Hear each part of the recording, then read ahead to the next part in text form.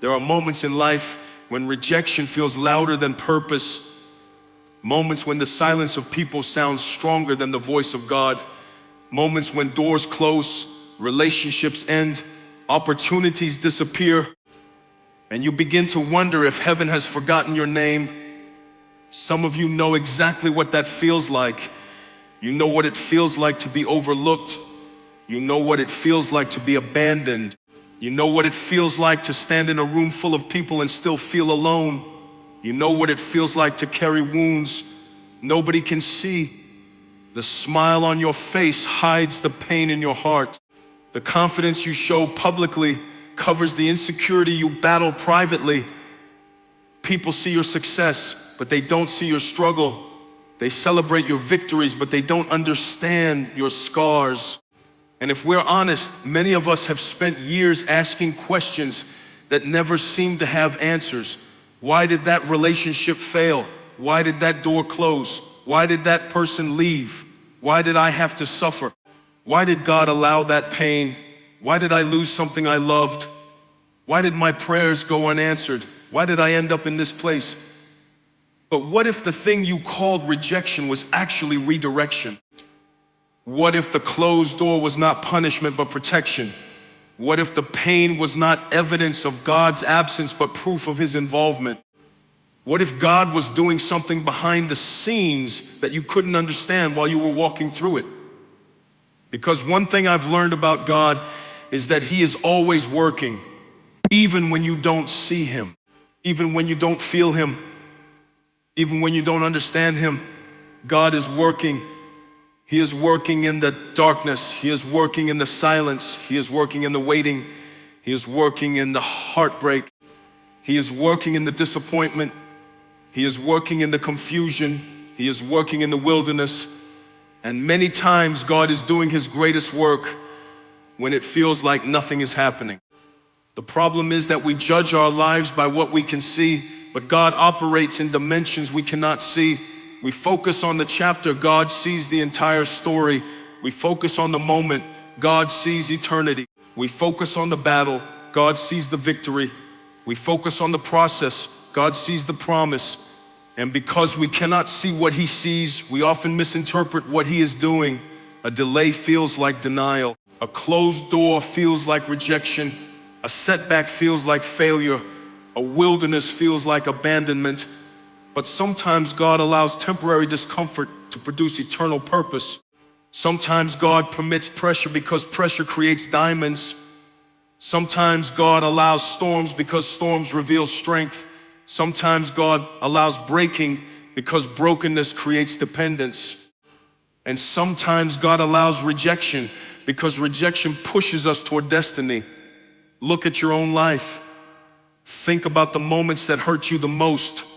The things you cried about, the things that almost broke you, the things that kept you awake at night, the things that made you question everything.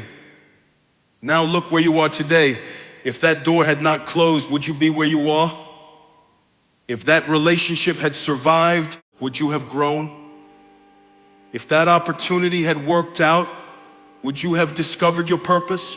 If that person had stayed, would you have become who you are becoming?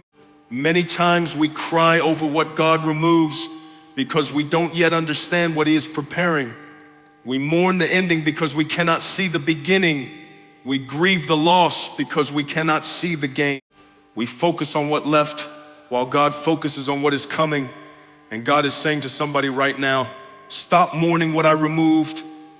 Stop chasing what I closed. Stop begging for what I ended. Stop rebuilding what I destroyed. Trust me, trust my wisdom, trust my timing, trust my process, trust my heart. Because if I removed it, I had a reason. If I ended it, I had a purpose. If I closed it, I had something better. If I allowed it, I will use it. Nothing is wasted in the hands of God. Not your tears, not your failures, not your mistakes, not your wounds, not your disappointments, not your scars. Nothing is wasted. God is a master at taking broken pieces and creating beautiful stories. He takes ashes and creates beauty. He takes mourning and creates joy. He takes weakness and creates strength. He takes pain and creates purpose. He takes failures and creates testimonies. He takes ordinary people and does extraordinary things. And that is why your story is not over. Because God's specialty is impossible situations.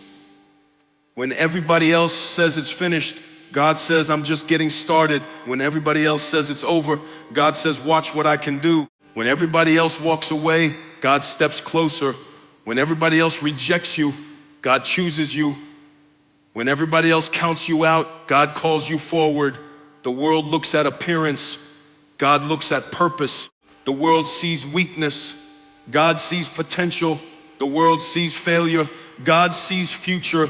The world sees your history. God sees your destiny. And because God sees differently, He chooses differently. He doesn't choose the strongest.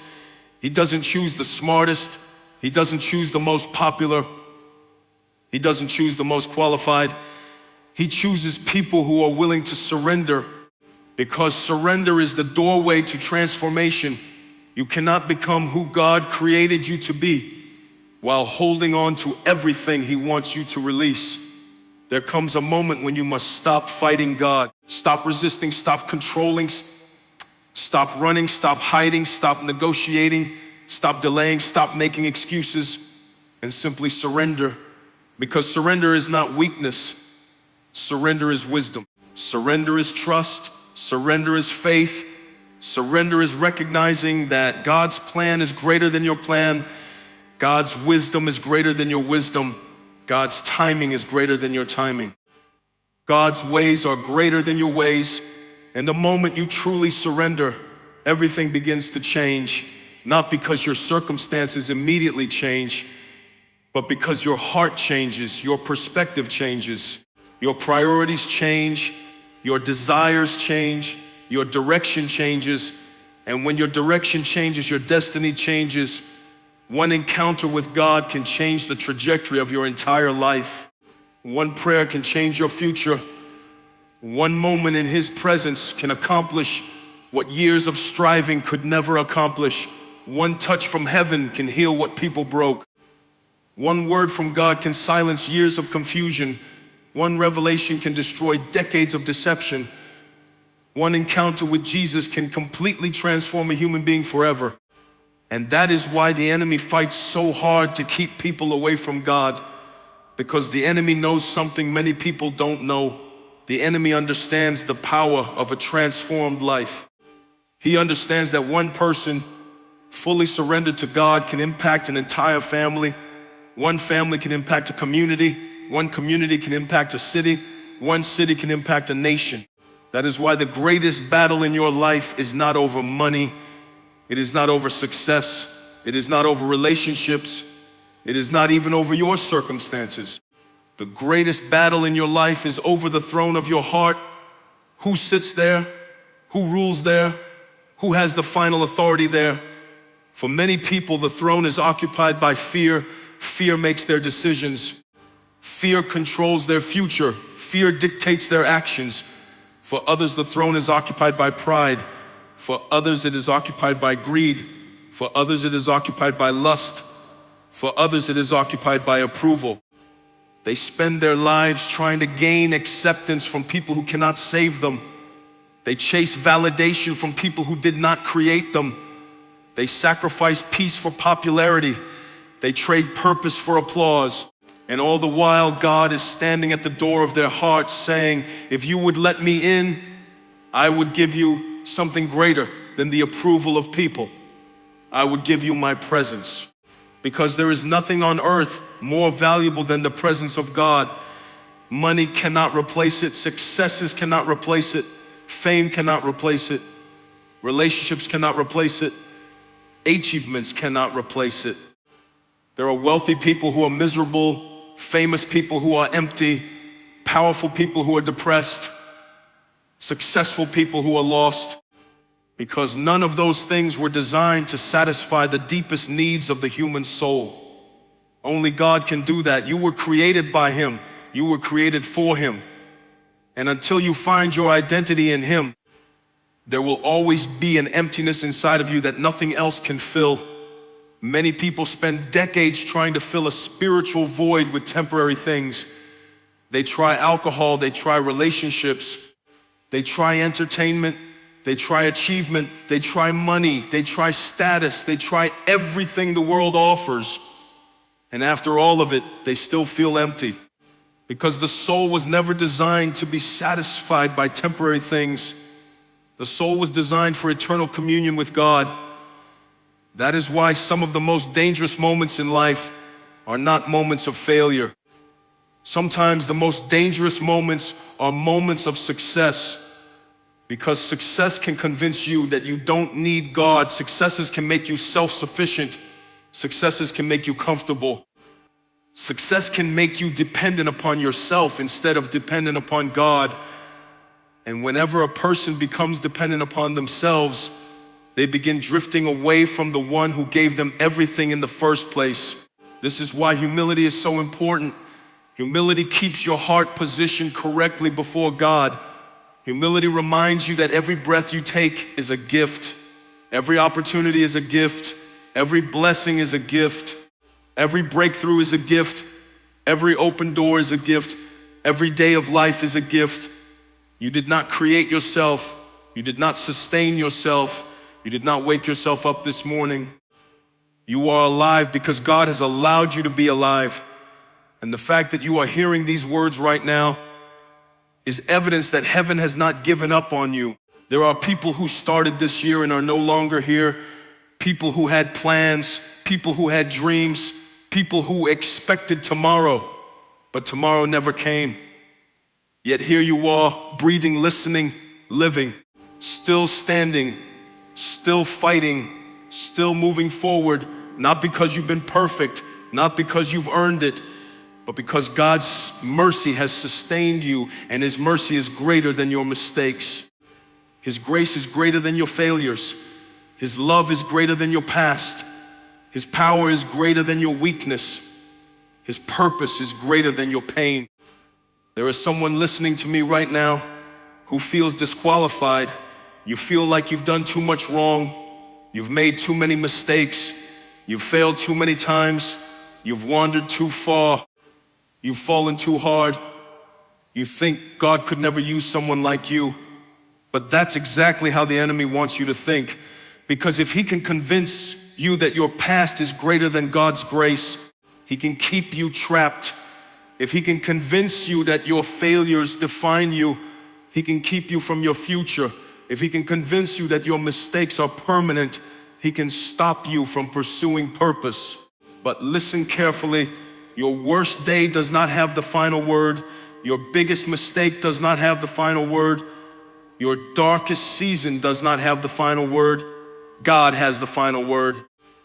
And when God speaks over your life, His voice is louder than your history, louder than your regrets, louder than your fears, louder than your failures, louder than every lie the enemy has whispered into your mind. There was a time when you were blind, God gave you sight. There was a time when you were lost, God gave you direction. There was a time when you were broken, God began healing you. There was a time when you had no hope, God gave you hope. There was a time when you felt forgotten, God proved He remembered your name, and if He did it before, He can do it again. If He guided you before, He can guide you again. If He protected you before, He can protect you again. If He provided before, He can provide again. If He delivered before, He can deliver again. Because God has not changed. Cultures change, governments change, economies change, technology changes, people change, but God remains the same. The same God who guided people through deserts still guides people today. The same God who opened impossible doors still opens impossible doors today. The same God who performed miracles still performs miracles today. The same God who rescued people from darkness still rescues people today. He has not lost His power. He has not lost His authority. He has not lost His wisdom. He has not lost His ability to transform lives. And because He has not changed, your faith should not be based on circumstances. Your faith should be based on His character, because circumstances fluctuate, feelings fluctuate, situations fluctuate, but God's character remains constant. When everything around you is shaking, he remains steady. When everything around you is uncertain, he remains faithful. When everything around you is changing, he remains the same. That is why your confidence cannot be rooted in what you see. It must be rooted in who he is. Because if your confidence is rooted in circumstances, you will rise and fall with every storm. But if your confidence is rooted in God, you can remain steady even in the middle of chaos. You can have peace in the storm, joy in the struggle, hope in the darkness, strength in weakness, faith in uncertainty, not because life is easy, but because God is faithful. And faithfulness is not something God does. Faithfulness is who he is. He cannot stop being faithful any more than the sun can stop shining. It is part of his nature. It is part of his character. It is part of his identity, which means even when you cannot trace his hand, you can trust his heart. Even when you do not understand his ways, you can trust his wisdom. Even when the path is unclear, you can trust his guidance. Even when the future seems uncertain, you can trust his promises. Because every promise God has made will come to pass. Not one word spoken by God has ever failed. Not one. And if God has spoken purpose over your life, then purpose will prevail. Not because you are powerful, but because he is powerful. Not because you are perfect, but because he is faithful. Not because you deserve it, but because his grace is sufficient. The story is not over. The chapter may be difficult, the season may be painful, the battle may be intense, but the story is not over. God is still writing, God is still working, God is still moving, and what he starts, he finishes. What if this moment is not an accident? What if you are hearing these words because heaven has been pursuing you all along? What if every disappointment, every setback, every closed door, every painful season was not meant to destroy you, but to position you for an encounter with God? Think about your life. Think about every place you've been, every battle you've fought, every tear you've cried, every prayer you've whispered in the dark, every moment you thought you wouldn't make it, and yet here you are, still breathing, still standing, still listening, still alive. You may not realize it, but God has been preserving you. There were accidents that should have taken you out, decisions that should have ruined you, mistakes that should have destroyed you, moments that should have ended your story, but somehow through all of it, God kept you. His hand was on your life when you didn't even recognize his hand. His mercy was protecting you when you weren't even looking for him. His grace was sustaining you when you didn't deserve it. And now he is calling you closer, not because he needs something from you, but because he wants something for you. He wants peace for you, freedom for you, purpose for you, hope for you, life for you, a relationship with him that transforms everything. The enemy wants you to believe your future is limited by your past. God says your future is defined by my purpose. The enemy wants you to believe your failures are final. God says my grace is greater. The enemy wants you to believe you are too broken. God says I specialize in restoring broken things. The enemy wants you to believe you are disqualified. God says I have been calling imperfect people from the very beginning. You are not reading these words by coincidence. You are here because God is speaking. He is speaking through your circumstances, speaking through your struggles, speaking through your victories, speaking through your questions, speaking through your pain. And his message is simple. Come home, come closer, trust me, follow me, surrender to me, let me heal what is broken, let me restore what was lost, let me guide what is confused, let me strengthen what is weak, let me transform what seems impossible. Because one encounter with Jesus changes everything. One encounter can rewrite a future. One encounter can restore a family. One encounter can break addiction. One encounter can heal wounds. One encounter can destroy fear. One encounter can awaken purpose. One encounter can turn a sinner into a saint. One encounter can take someone who was lost and place them on a path of destiny. That is the power of God. That is the power of grace. That is the power of the gospel. And maybe the greatest tragedy in life is not failure. Maybe the greatest tragedy is spending your entire life chasing everything except the one who created you, building kingdoms that won't last, accumulating things you cannot take with you, seeking approval from people who cannot save you, running after temporary pleasures while ignoring eternal realities. Because one day every one of us will stand before God, not our money, not our achievements, not our followers, not our titles, not our accomplishments, just us and Him. And in that moment, the only thing that will matter is whether we knew Him, whether we trusted Him, whether we surrendered to Him, whether we allowed Him to sit on the throne of our hearts. The greatest decision you will ever make is not where you work, not who you marry, not where you live, not how much money you make. The greatest decision you will ever make is what you do with Jesus, because your answer to that question affects eternity. So today, don't harden your heart, don't delay, don't wait for another opportunity. Don't assume you have tomorrow. Right now is the moment. Right now is the opportunity. Right now is the invitation. God is calling. He is not calling the perfect. He is calling the willing. He is not calling people who have it all together. He is calling people who know they need Him. He is not looking for flawless hearts. He is looking for surrendered hearts.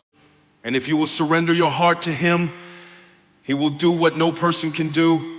He will forgive you, restore you, strengthen you, guide you, transform you, and send you in a completely different direction. Just like those wise men who encountered the King and went home another way, you cannot truly encounter Jesus and remain the same. You cannot stand in the presence of the King and walk away unchanged. You cannot experience His grace and continue living as though nothing happened.